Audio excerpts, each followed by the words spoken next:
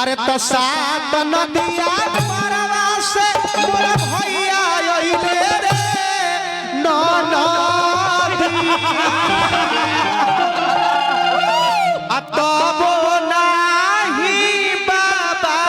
विधवा आ कइले छोटी रे ननदी एगो गीत गौले कदू सात नदिया परवा से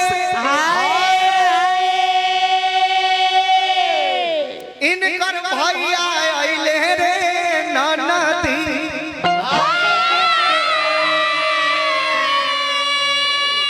कदू तब नाही बाबा हमरो विधवा कइले रे विधवा ओ होला बबुआ मानो आजो हमनी के गांव जवार के माई बहिन लोग जब माई के मंदिर में पूजा पाठ करे खातिर जाली तब 5 जोड़ा चाहे 7 जोड़ा पूरी पका ली है ए मकई के ना मरुआ के उनु हमर भौजी पकावेले तो तारा भैया के पूजे खातिर पकावत हां हमर भैया सोखा हो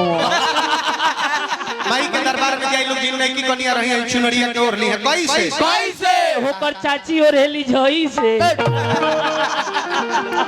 आई देखा बबुआ के तरे हे तरे आहा प्रणाम आंटी जी आंटी ना अंकल माई के दरबार में जाई लोग हां फूल माला डलिया मंजोर भी लेवे के ले ली लोग हाथ में हां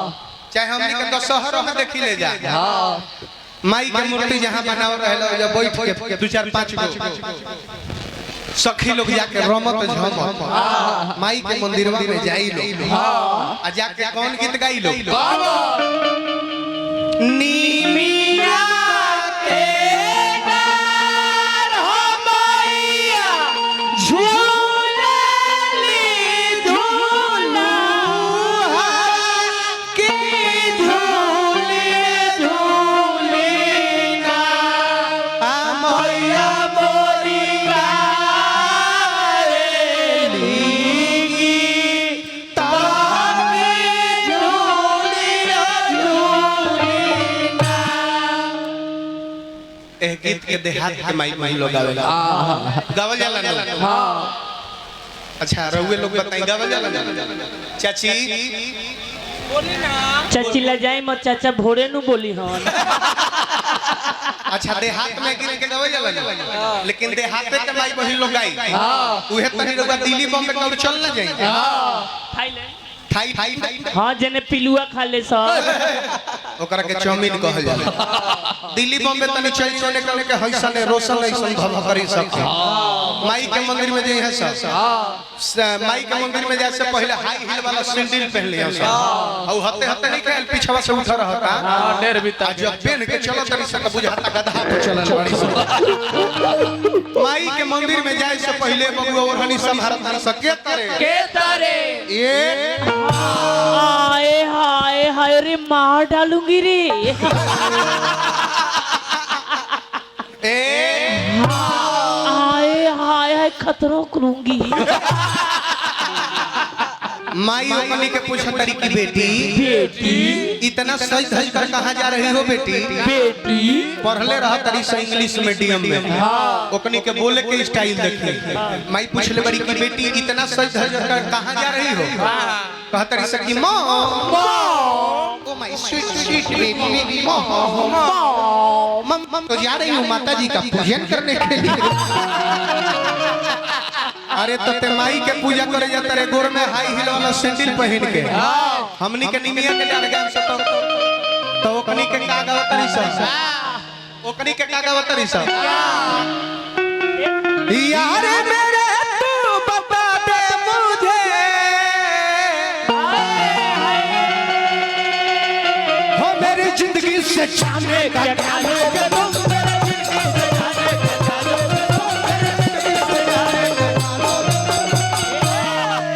मेरे जिंदगी से जाने पैसा लोगे तो माई फिरार की रे